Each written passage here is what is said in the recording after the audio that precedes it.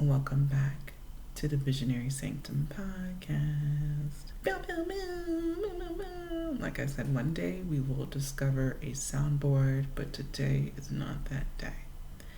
Today, I wanted to expand a little bit more on my personal story from the first episode, but I wanted to get into some specific topics.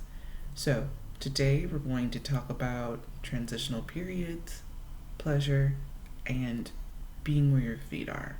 As we go along, you'll learn how those are connected. So let's start off with transitional periods. If you want to know a little bit more about my personal story, I recommend going back to that first episode so you can learn how we all got here together. A lot of that personal story that I shared, it was spent healing solo in a long extended period of isolation. When I moved here September of 2023, and I want to say the full year after that, it was a lot of me being alone, working through things, working things out. Now that that time has formed me into this incredible, more confident, more comfortable person that I am, this new individual is now re-emerging into society, if you will, socially. I'm out here building community, making great connections, and my experience from the past when I attempted to do those things has changed drastically. The way I am perceived has changed drastically, and I love it. People are just a lot more open and receptive to me, this new version of me, and especially here in Chicago. And it's been a boost to my self-esteem just to feel good and to feel loved. You know, I had to find it within myself, but even when you find it within yourself, it doesn't mean that you're not lonely. It just changes the standard of the type of people that you're around, and sometimes changing that standard means waiting a long time until whatever you want comes to you. And that waiting period does fucking suck, and it is incredibly uncomfortable. Hence, transitional periods. Anywho, that time is no longer. Some changes I see, people just, I'm getting called beautiful all the time. There's beautiful smiles and lots of bright energy. Openness, creativity, vulnerability. These are the things that feed me. And so I've been seeing the reflections of who I am come in contact with me, which has been a beautiful experience. Something that I did notice while I'm integrating myself in these communities. I know I want to get into creativity more as a career rather than hobby. I want it to be like, the embodiment of life, a part of this bigger ecosystem that feeds me in abundance, whether it be financial, spiritually, mentally, emotionally. So I've been intentional about the spaces that I've been integrating myself in. And something that I found is that being in those rooms, the question is, well, what do you do? Are you a writer? Are you a artist? Do you paint? Do you do this? Do you do that? Blah, blah, blah. I'm being a multidisciplinary person who just has not built up a portfolio. That has been a difficult thing to do. But being around these incredible people, it has inspired me to create something. The only difficult piece about that is being within a transitional period. Here we go. Follow me. You stayed. Being in a transitional period and pivoting in career and in the work that you would like to do is difficult because while you're building, there may not be anything to show for it. So this podcast is an expression of me trying to have something to show for it, build. But this is only episode 2. And I'm meeting a lot of people who have been doing these things for the last whatever amount of years. And this is my first time in a while really taking it seriously to really build something. And my knowledge has expanded so much in terms of business and education since I began this journey. So now I'm ready to go. But what do you do? How do you explain that outside of community when we get into creativity, but an entrepreneurial pivot? That's my other piece. So I think I've explained I am a real estate broker. This is my second year in the business. And my first year has taught me I am not meant to just be a realtor. I'm meant to expand. I'm meant to really get into creative entrepreneurship. And I want this real estate piece to be an embodiment of a project that I feel passionate about. And so what we're doing right now is an extension of that. And so with me doing a pivot, it is a little awkward when people are like, how's business going? Like, are you doing this, that, and the third? Like, are you running around doing all these different things? It's like, no, I'm being intentional about the type of people I'm drawing, because the previous year I was chasing transactions. And that's how a lot of people build their business. Like, most people are not in the real estate industry to be fucking creatives. They're in there to make some fucking money. You know what I mean? And the method that you do that is you get into a brokerage, you join a team, and you follow that team leader. So the team lead's going to give you a bunch of business that they don't want to do.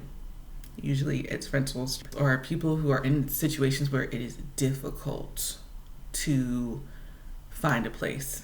And as a real estate broker, when you're doing rentals, traditionally the only way that you make money is if the deal closes, if you can find them a place and the landlord pays out.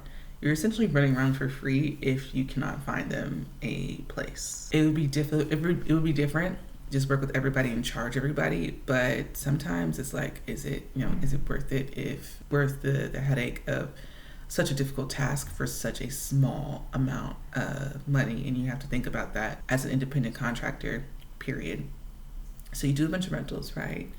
You do a bunch of back end work for a broker who's done the groundwork already, who has paid their dues, and you run around. You do the rentals. They recommend you their friends. They recommend you their friends, and then hopefully one day a few of those people are eligible or interested to buy. So then they buy, and it just keeps going and going. But for me, there's no passion behind running around for it. I did the year running around and I'm like, damn, like, is real estate something I really wanted to do? I felt like it was something I wanted to do. Like, what's wrong? I ended up transitioning into another brokerage after doing like running around with a chicken with my head cut off, which I actually did pretty well. I was just stressed. I found that there are brokers out there doing business in a way that they enjoy, in a way that they like.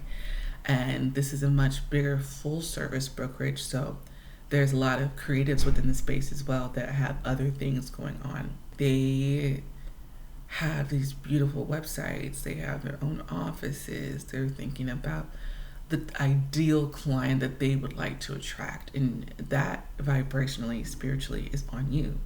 What do you want to do? Who's your audience? Who do you want to attract? Versus running around for transactions, it's just kind of like, you get anybody. You might get somebody who's easy to work with. You might get somebody who's hell on wheels. You have zero control, and it's just a very stressful, uncontrolled environment. Stressful and uncontrolled is different when you're getting a regular paycheck like an employee, but when you run your own business, you want a lot more control over your clientele, your energy, and your time. That's the beauty of working for yourself. So I was like, you know what?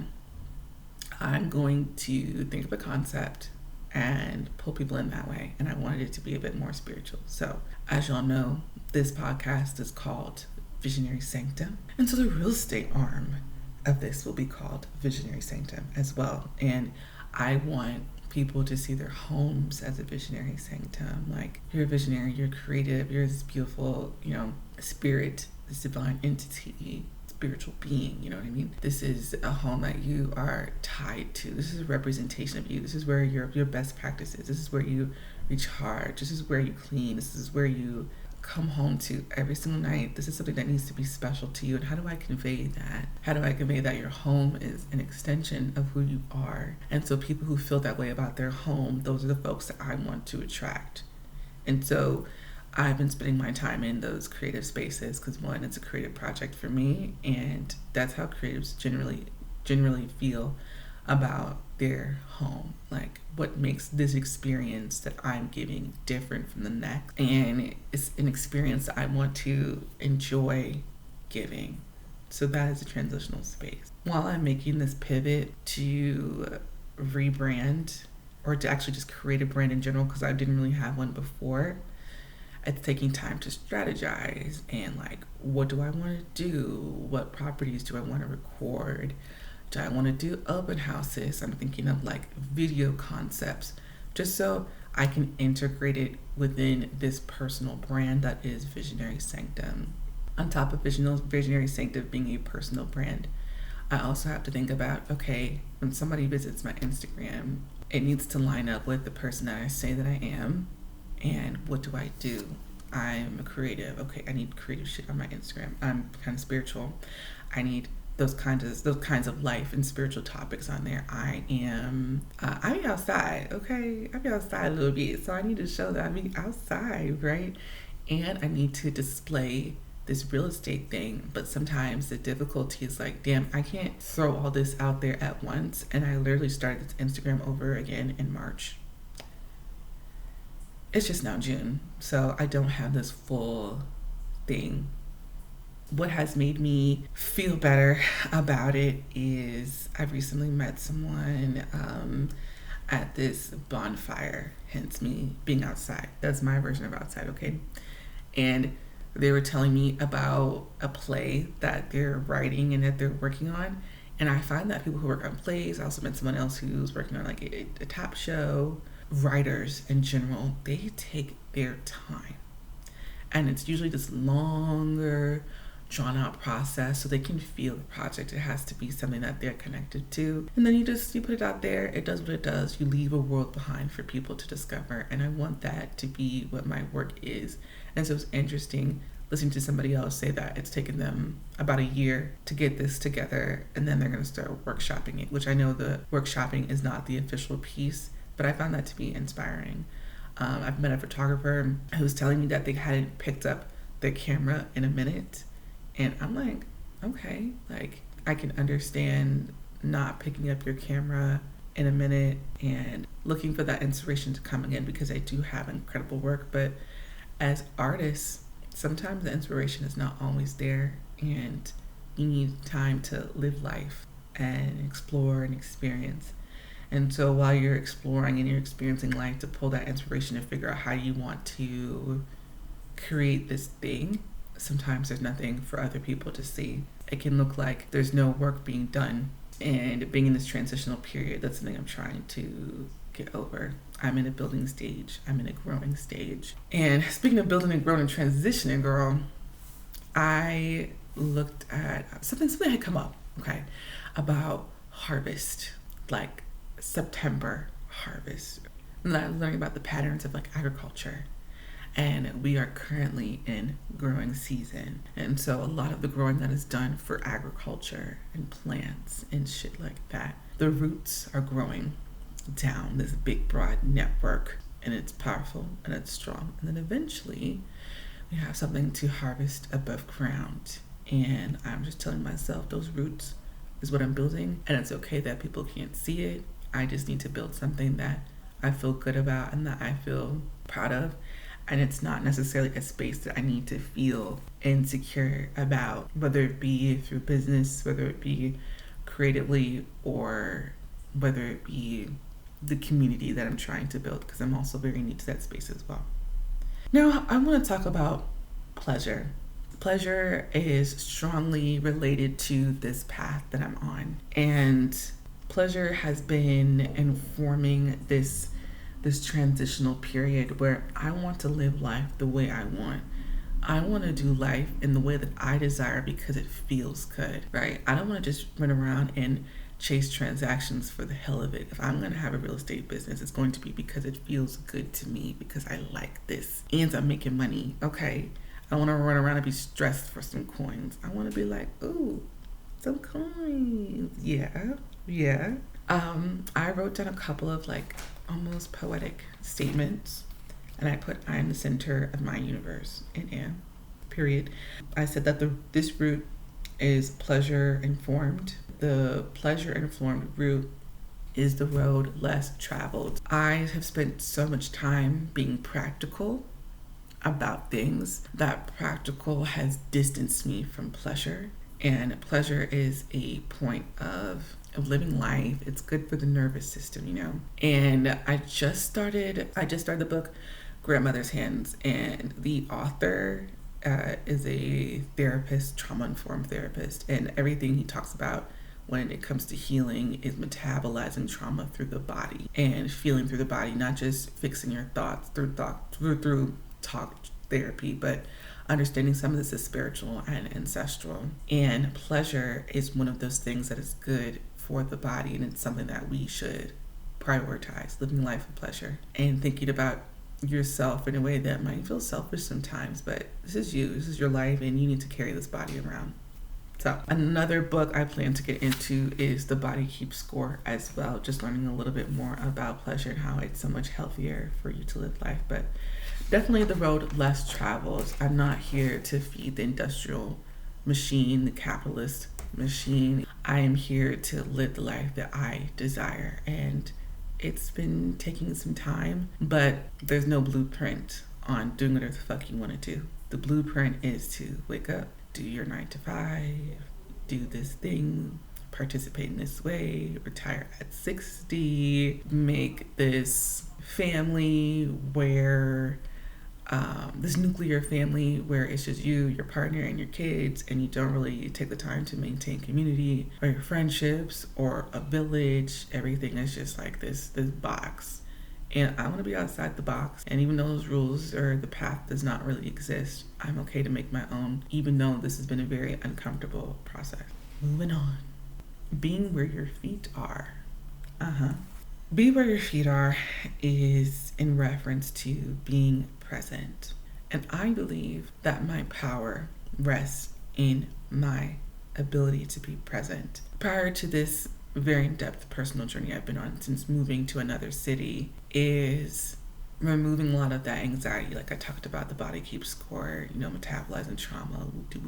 Now that my nervous system is a lot more under control, I'm allowed to be present, which gives me this experience to stop and smell the roses of the things that I've built and I have created. I have been in a pattern of not really giving myself credit for the work that I've done, not acknowledging the roots that I have grown to establish myself into this incredible person I am today. And being present allows me to enjoy the mundane things of life as well as the accomplishments. It feels better.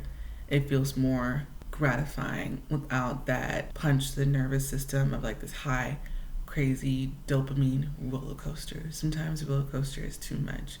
I'm okay with steady movement as long as it is movement, rather than stagnation. Of course, I wrote down some little poetic things. I said, I want to practice being more present, enjoying the downtime between creation, enjoying the mundane. And then I said, my power is anchored in the present. I also wrote, standing still and pulling what I desire toward me rather than fantasizing about what could be. So, girl, I'm a Pisces, and I love a good fantasy moment. I love a good romanticization piece. That has been me, and I guess it could be like a trauma response of always wishing that I was somewhere else. Not the healthiest thing. But now that I'm in this position in life where I feel a lot more content with what's going on. Like, this is my first time as an adult really experiencing community in this way and enjoying doing life to the beat of my own drum. Sometimes I have spent so much time thinking forward and thinking ahead of more that I have not really enjoyed right now. And sometimes there might be things and opportunities in life that I could be missing or I could be delaying by having my mind somewhere else. So, like I said, the goal is to stand still, be in the present, and if there's anything I think I need in that moment, work on that and pulling it forward rather than thinking 45 steps ahead. Just being where my feet are, moving one day at a time. What can I do today? And today just so happens to be recording this podcast. Oh, I want to have this experience of collaboration with another creative.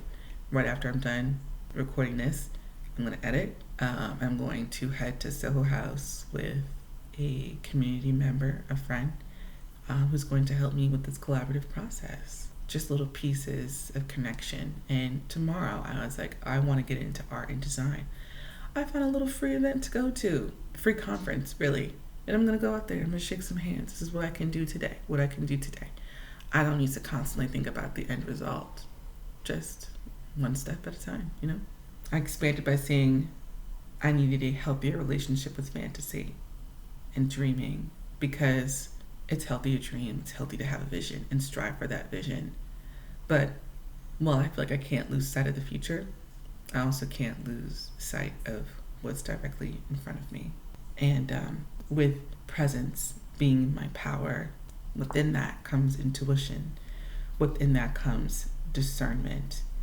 And I can create the most beautiful, deep connections with other people, not just pursuing dreams, but other people when I am deeply present, when I'm where my feet are. Have you ever been in a conversation with someone and your mind is going elsewhere?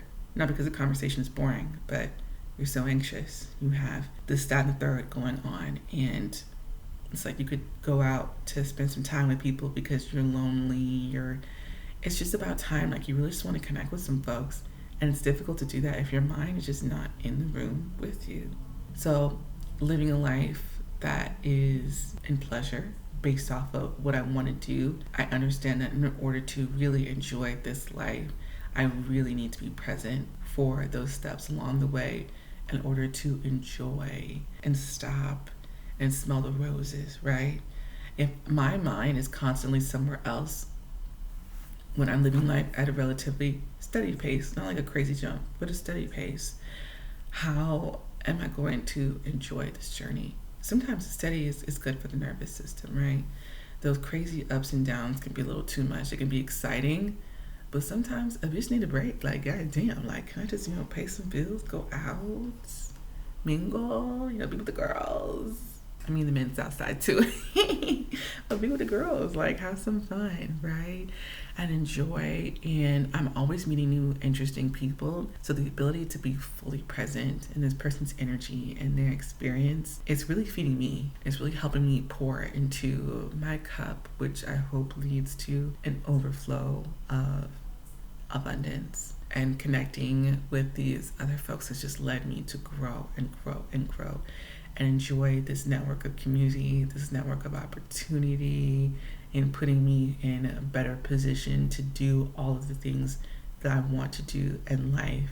And step one is acknowledging the work that I've done by being present, feeling the pleasure that I'm leading life with, and acknowledging that it is okay to be within a transitional time. So that's all I have for y'all today. I usually like to preview. I think I want to start previewing what's up for next week, but I don't really know yet. We're going to go out, we're going to experience some things, and when that inspiration comes, we will be back for the next episode. Stay tuned. Bye.